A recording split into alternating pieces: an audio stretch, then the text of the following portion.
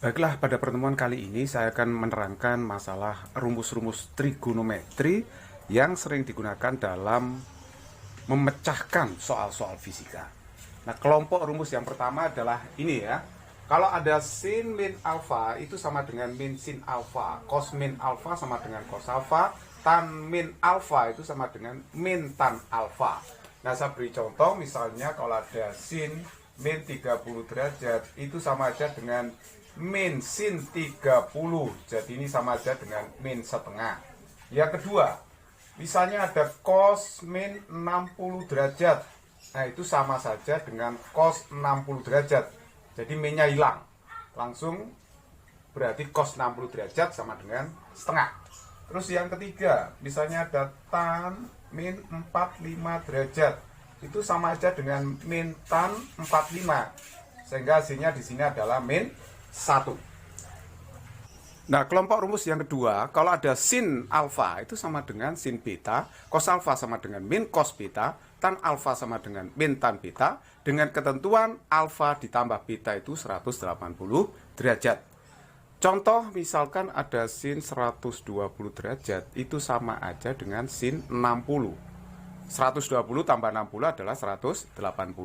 Jadi kalau begini sama aja dengan sin 60 itu setengah akar 3. Terus kemudian yang kedua, kalau misalkan ada cos 120 bagaimana?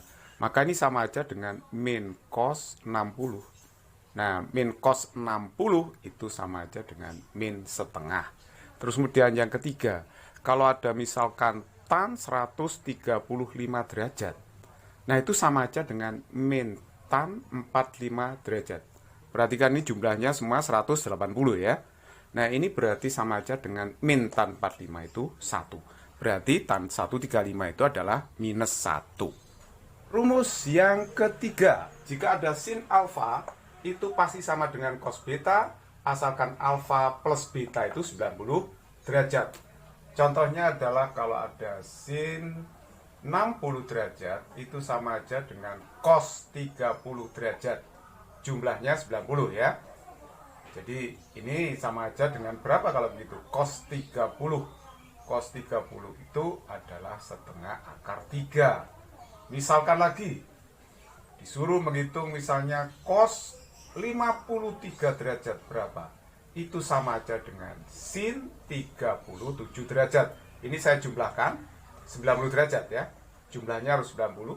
Jadi sin 37 itu sama aja dengan 3/5. Rumus yang keempat, jika sin kuadrat alfa dijumlah dengan cos kuadrat alfa itu sama dengan 1.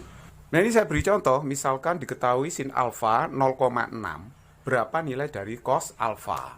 Jadi kita menggunakan rumus ini bahwa sin kuadrat alfa ditambah cos kuadrat alfa itu sama dengan 1.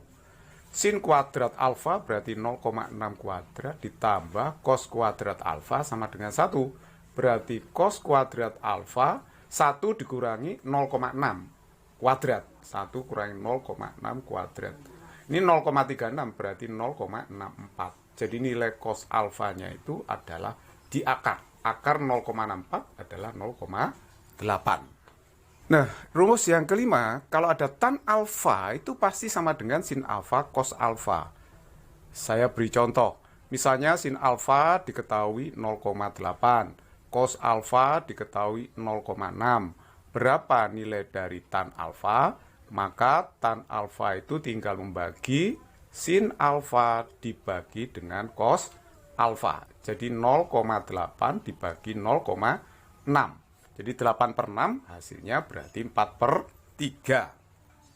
Nah, sekarang kelompok rumus yang ke-6 ya. Kalau ada sin 2 alfa itu pasti sama dengan 2 sin alfa cos alfa. Nanti kita akan temui rumus trigonometri ini dalam gerak parabola. Cos 2 alfa itu 2 cos kuadrat alfa min 1, atau 1 min 2 sin kuadrat alfa, atau cos kuadrat alfa min sin kuadrat alfa. Sedangkan tan 2 alfa itu adalah 2 tan alfa per 1 min tan kuadrat alfa. Contohnya adalah seperti ini. Kalau ada sin 120 derajat itu akan sama dengan sin 2 kali 60. Nah, ini 2 alfa berarti alfanya adalah 60. Jadi kita masukkan situ 2 sin 60 derajat cos 60 derajat. Sehingga ini sama aja dengan 2 sin 60 setengah akar 3 cos 60 setengah. Berarti ini hilang, tinggal akar 3. Berarti hasilnya adalah setengah akar 3. Bagaimana dengan cos 2,5 derajat? Nah, kita memakai rumus yang kedua itu.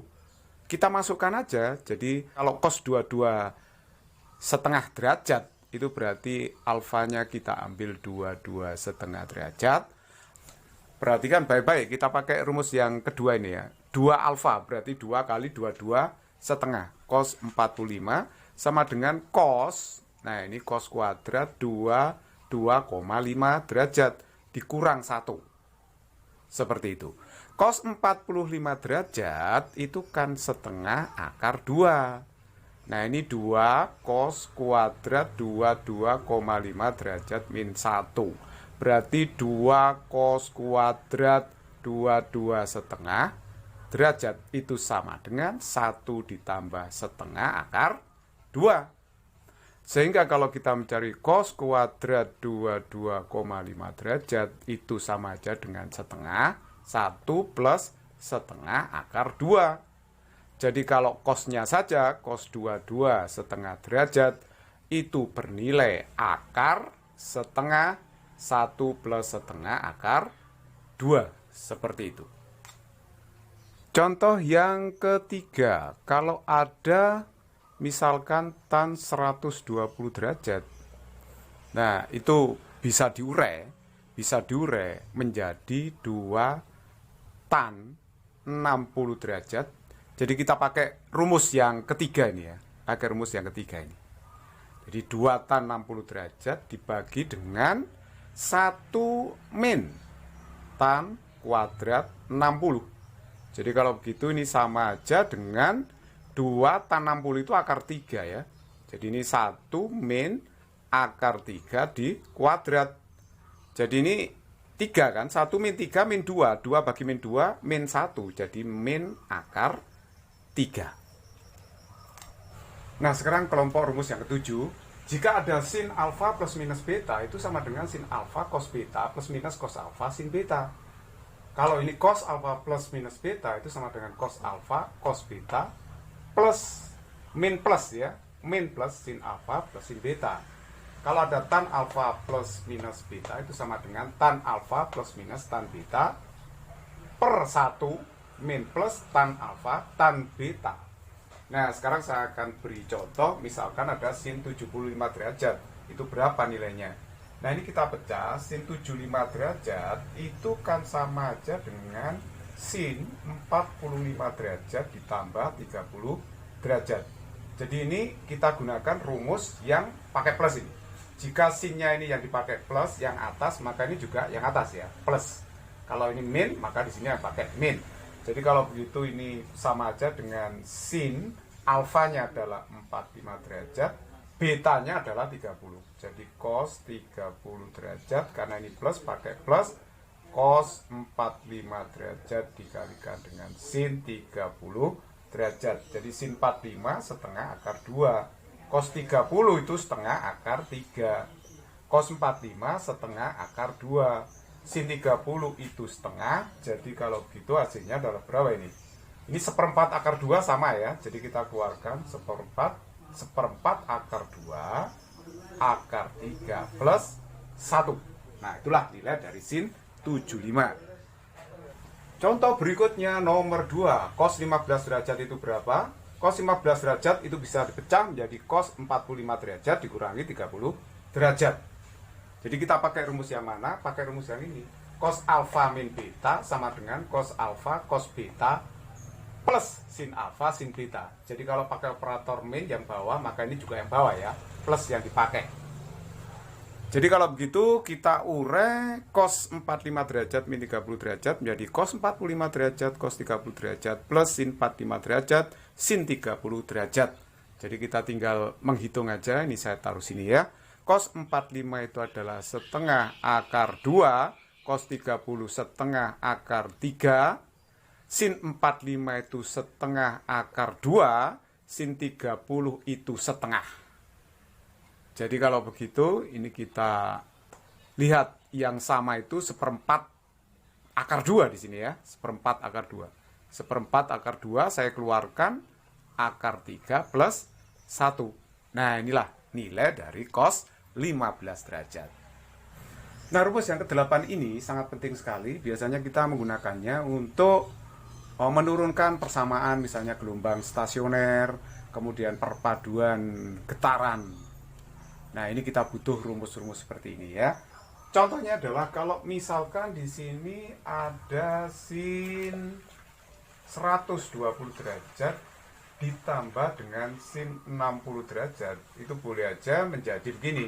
2 sin setengah, ini anggap alfa, yang itu beta. Jadi nanti sin setengah jumlah berarti setengah alfa tambah beta. 120 derajat ditambah 60 derajat. Lalu Anda kalikan dengan cos setengah selisih sudutnya. 120 derajat dikurangi 60 derajat. Seperti itu. Nah, tinggal menghitung aja. Berarti ini 2 sin berapa ini? Sin 90 derajat. 2 sin 90 derajat lalu dikalikan dengan cos setengah kali 60. Jadi dikalikan dengan cos 30 derajat. Jadi ini 2, sin 90 itu 1, cos 30 setengah akar 3. Jadi hasilnya adalah akar 3. Nah, ini kelompok rumus yang ke-9. Kalau ada sin n kali 360 derajat plus alfa itu sama dengan sin alfa, cos n 360 derajat plus alfa sama dengan cos alfa. Kalau ada tan n kali 360 derajat plus alfa itu sama dengan tan alfa. Dengan n itu 0, 1, 2, 3 dan seterusnya, merupakan bilangan caca. Contohnya adalah kalau Anda disuruh menghitung sin 750 derajat, berapa itu? Ini gampang banget, tinggal begini aja. Sin ini kan 2 kali 360 derajat, ini sudah 720 ditambah 30 derajat. Jadi kalau kita lihat n-nya di sini adalah 2 ya. 360, alfanya berarti 30 derajat ini. Jadi kalau begitu sama artinya dengan sinus 30 derajat. Jadi sinus 30 derajat itu adalah setengah. Nah, itulah hasilnya.